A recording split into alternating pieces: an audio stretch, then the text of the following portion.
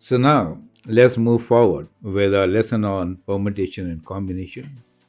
In earlier lessons, we learned what is permutation, especially when we have distinct items and all of them will be used in arrangements. In the next video, we understand what is factorial notation, and these two things are very powerful when we are talking about combinatorics, probability, and such topics at higher levels. So, we are just forming a base, a foundation for our middle school students to understand these concepts early on. So, here we have three questions. An important thing is we are dealing with now permutations with some identical items, means not all different, not all distinct, correct? So, items not distinct, and we are taking three examples to understand the concept. We'll use factorial notation to answer these questions. So, just in case you need to go back to those videos, you can understand, go back to them and have a better understanding to move forward. Right. Great. So, three questions are: how many four-digit numbers can be created from the digits in the number 1996? How many permutations are there for the letters in Canada? How many permutations? When you say permutations, is the same thing as how many combinations or orders can you make? Are there for the letters in Mississauga? Now, Mississauga is a very beautiful word, the city in which I live. You see how many different letters are there repeated, right? That's a great uh, place and also good name. So, like Mississippi, right? So, this is Mississauga. Great. I could give you answers for these in one line. However, we'll go through some uh, logic why we have that kind of an answer. So 1996 is the first number. We need to see how many different numbers can we make from this. So the strategy which we learned is that we actually have four places, right? So we have four places to fill in: one, two, three, four. We can put in the first number and we can choose any one of them. Let's choose 9 to begin with. And let's write down the numbers in decreasing order so that we have a control over them, right? So the next three I could write as 961. And then beginning with 9, I could write 691. And beginning with 9, I could also write 619. Now I should take the next number. But the next number is also 9. You get the whole idea, right? So let me write this one as my first 9 and this one as my second 9. So I'm writing now 1 and 2 here. Just to tell you that these are two different 9s, but actually they are same numbers. You get the whole idea, right? So if I make the second set with second 9, which is 9, then I get 961. You see, both of them are repeated, right? So 9691 and 9619. Of course, you may say, well, this time I'm putting the second 9 first, right? So second 9 first. However, we are looking at numbers. How many different numbers are created? You see, these are repeated. So since two nines are there, we'll see half of the numbers will be repeated, right? So that means half of the numbers will be repeated.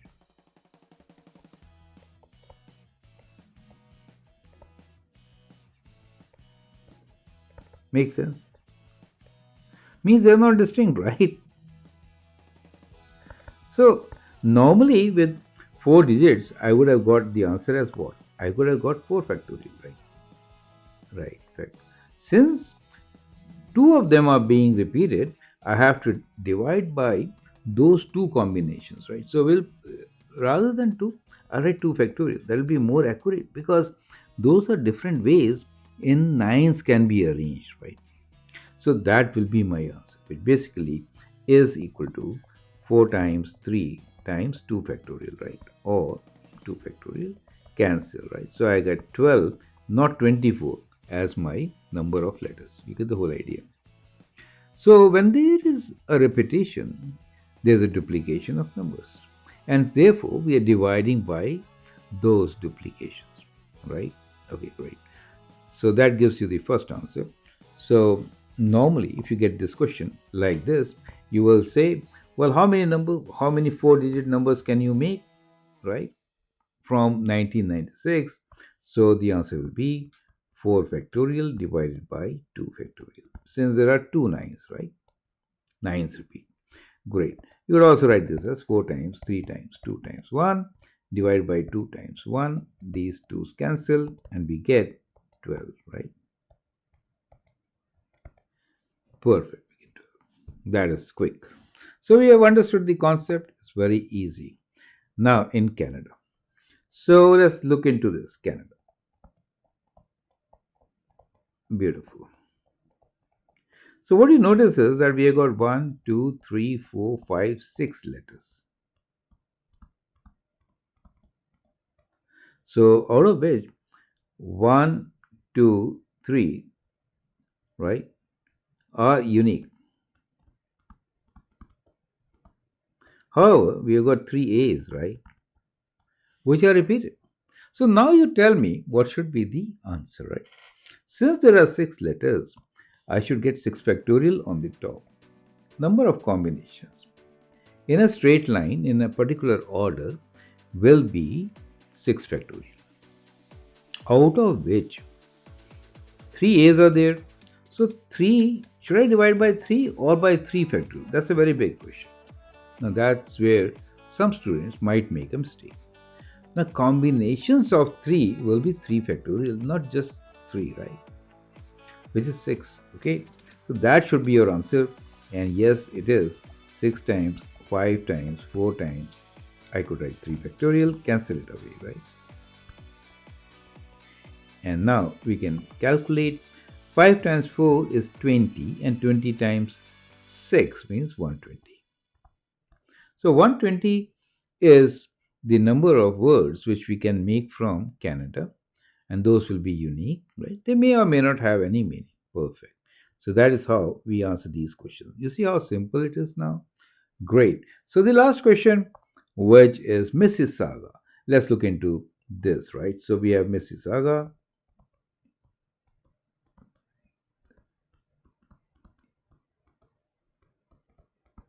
Okay.